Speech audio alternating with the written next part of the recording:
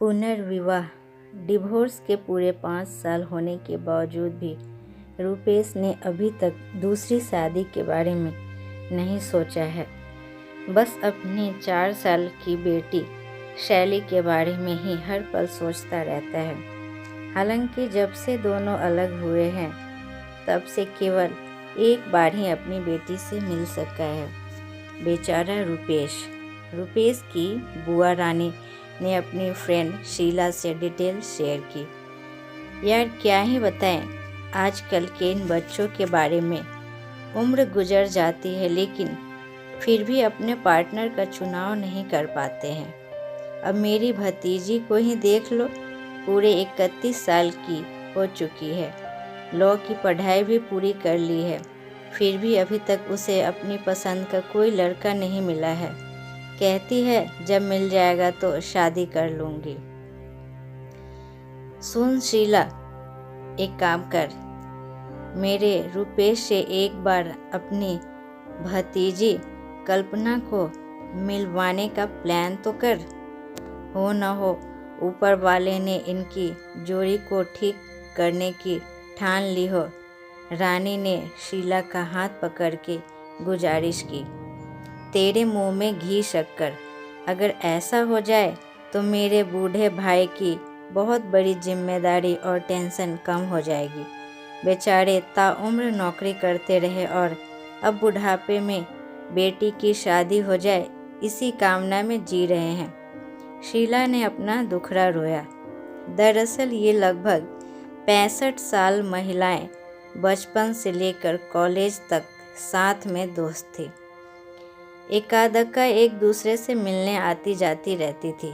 आज शीला बड़े दिनों बाद अपनी खास दोस्त रानी के घर उससे मिलने और उसके हालचाल जानने के लिए आई हुई थी।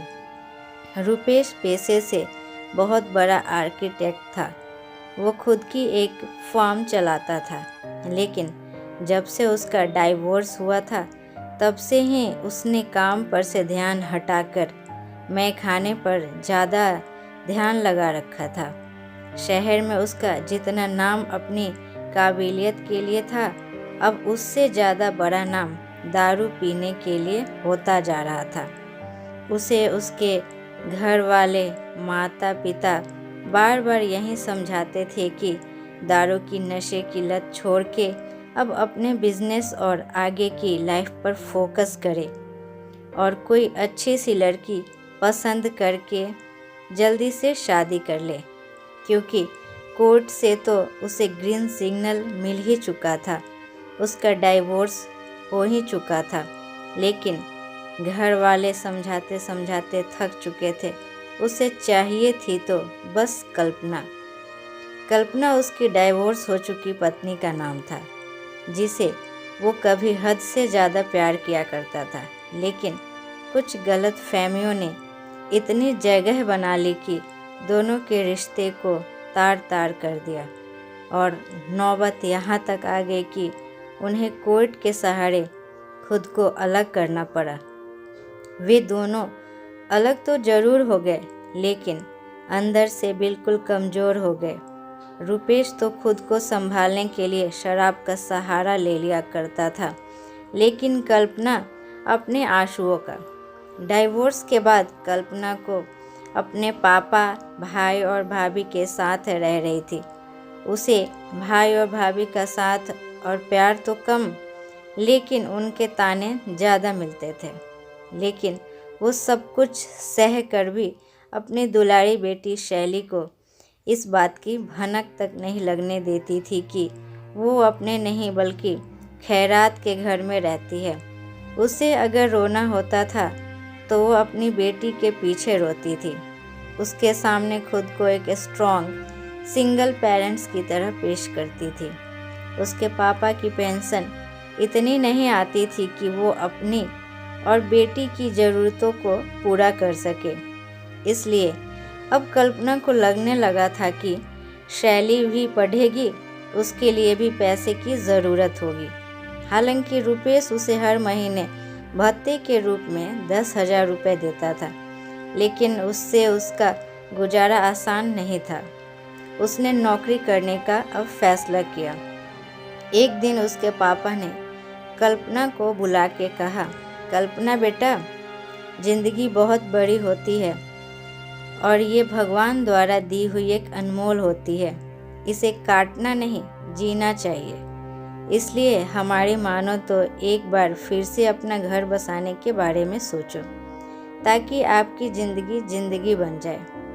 अपनी आंखों में आंसू लिए कल्पना ने कहा, पापा, हम एक बार ही जीते हैं, एक बार ही मरते हैं और प्यार भी एक बार ही करते हैं। ये सब मैंने अपने हिस्से का कर चुकी हूँ। अब मेरी कोई तमन्ना नहीं है। मैं बस चाहती हूँ मेरी बेटी शैली को जिंदगी बन जाए और कुछ नहीं। कल्पना के पापा बस अपने आंसू पोंछते और आंखें मलते रह गए। उन्होंने एक अंतिम प्रयास किया और कहा, हमारे लिए ना सही, अपनी स्वर्गीय माँ के वास्ते ही सही, क्योंकि मैंने उससे वादा किया था कि तुम्हारे बाद मैं अपनी बेटी को कभी भी कोई दिक्कत नहीं आने दूंगा। ज़्यादा कहने पर कल्पना मान तो गई, लेकिन उसके शर्त थी कि उसे कोई फोर्स नहीं किया जाएगा, वो अपनी मर्जी से ही करेगी। कल्पना के पापा ने अपने दोस्तों और कुछ मीटिंग साइट्स की मदद से कुछ रिश्ते रेडी किए और उनके साथ कल्पना की मीटिंग फिक्स करवाई। लेकिन कल्पना को कोई भी पसंद नहीं आ रहा था, हालांकि उनकी अलग अलग वजहें थी। एक दिन कल्पना के पापा ने कल्पना को एक और मीटिंग के बारे में बताया और उसे मिलने के लिए राजी किया। कल्पना को जहां मिलने जाना था, ये कल्पना की फेवरेट जगहों में थी। उसे ज़्यादातर अपने दोस्तों या फिर अकेले में क्वालिटी टाइम के लिए आउटडोर खुले में जाना पसंद हुआ करता था। बताई हुई जगह यानी मरीन ड्राइव पर पहुंचकर चिर परिचित अंदाज में कल्पना आने वाले इंसान का इंतजार कर रही थी। वो बार बार अपनी घड़ी में देख रही थी। फिर उसने अपने पीछे मुड़कर देखा कि जिस पत्थर से टिक कर वो खड़ी थी, ठीक उसके पीछे बैठा इंसान उसका इंतजार कर रहा था। जैसे ही दोनों की नज़रें टकराई, आंसू निकल गए और कल्पना बिना कुछ कहे वहाँ से जाने लगी। कल्पना, आज तुम्हारी मीटिंग मेरे से ही है, क्या तुम 10 मिनट रुक सकती हो? जाते हुए कल्पना के कानों में ये आवाज़ गूंजी। उसने पीछे मुड़कर फिर से देखा, कहीं मेरी आंखें धोखा तो नहीं खा रही। वो स्तब्ध खड़ी रह गई। उसे अपनी आंखों पर भरोसा नहीं हो रहा था। उसके टांगे जवाबे दे रही थी। उसे अपना भर पृथ्वी के भर के बराबर लग रहा था। बस उसके मुंह से एक ही आवाज़ निकली, रुपेश तुम। अब रुपेश चलकर उसके पास आ चुका था। उसे अपनी बाहों में भर तो लेना चाह रहा था, लेकिन अभी वो न तो उसकी पत्नी थी और न ही मासूका। उसने आगे की हुई अपनी बाहें वापस पीछे कर ली और कल्पना को वापस उसी जगह बैठने को कहा। कुछ पल सोचने के बाद कल्पना मान गई और 10 मिनट की बातचीत के लिए राजी हो गई। जब से तुमसे दूरी बनी है, मेरी ज़िंदगी ही बदल गई है। मुझे अब जिंदगी नहीं, बस बोझ लगने लगी है। मुझे हर शाम को तुम्हारे हाथों की हेड मसाज याद आती है। रुपेश और भी बहुत कुछ कहना चाहता था, लेकिन कल्पना ने उसे रोक दिया। हमारे पास केवल 10 मिनट है। मैं चाहती हूँ इसमें रोने धोने से अच्छा कुछ और बातें किया जाए। रुपेश चुप हो गया। कल्पना घर के बाकी मेंबर्स के बारे में पूछती रही। रुपेश ने शैली से मिलने की इच्छा जताई तो कल्पना ने थोड़े नरम लहजे में कह दिया, कभी टाइम निकाल के उससे मिलवाने के लिए लाएगी। कल्पना की बात सुन के रुपेश को बड़ी खुशी हुई। कम से कम इस बहाने कल्पना फिर से उसे मिलने तो आएगी ही। जाते जाते कल्पना ने रुपेश से पूछा, आपने अभी तक दूसरी शादी क्यों नहीं की? रुपेश खामोश खड़ा रहा। फिर कुछ सोचने के बाद बोला, क्या हम फिर से शादी कर सकते हैं? कल्पना वहाँ से जाने लगी और जाते जाते बोली, मैंने कभी इसके बारे में नहीं सोचा। एक बार सोच के जरूर देखना, शायद इरादा बदल जाए, रुपेश ने कहा। घर पहुँच के कल्पना ने पापा से पूछा, पापा क्या आपको पता था कि वो लड़का कौन था जो मुझसे मिलने वाला था? अपना चश्मा उतारते हुए पापा ने जवाब दिया, हाँ बेटा, मुझे पता था, वो रुपेश था। पापा, जब आपको सब कुछ पता था फिर भी मुझे बिना बताए उसके साथ मिलने क्यों भेज दिया?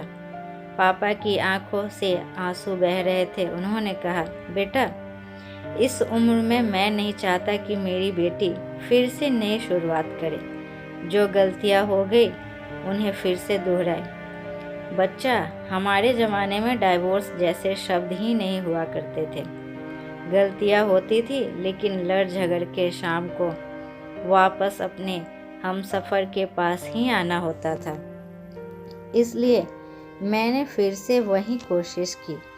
शायद एक बार नज़दीक जाके देखो, हो सकता है सालों के गिले शिकवे फिर से नए रिश्ते के रूप ले ले। कल्पना ने गदगद होते हुए अपने पापा को गले लगा लिया और थैंक यू कहा। पापा, मैं आज रुपेश से 10 मिनट मिली। आज मुझे उसमें वो पुराना रुपेश नज़र ही नहीं आया। तो फिर एक बार फिर से एक मीटिंग और अरेंज करवाएं? नहीं पापा, अब मैं खुद ही अरेंज कर लूँगी। बहुत सोचने के बाद कल्पना ने दोबारा से रुपेश के साथ डेट पर जाने का फैसला किया। पहली डेट, दूसरी डेट और फिर ये सिलसिला दोबारा से शादी होने के बाद ही रुका। कल्पना और रुपेश के पुनर्विवाह से दोनों फैमिली एक बार फिर से खुशी खुशी सुखी जीवन का आनंद लेने लगे। शैली का भविष्य भी उज्जवल हो गया।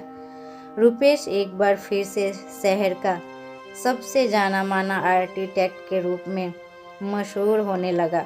सब कुछ तो पहले जैसा ही होने लगा था, बस फर्क था तो बस इतना, इस बार रुपेश एक जिम्मेदार और भरोसेमंद हस्बैंड बन चुका था। उसे अब अपनी पत्नी कल्पना और बेटी शैली में अपनी ज़िंदगी नज़र आती थी। धन्यवाद। उम्मीद करती हूँ ये कहानी आपको पसंद है। अगर ये कहानी आपको पसंद है तो आप लाइक, शेयर और सब्सक्राइब करें।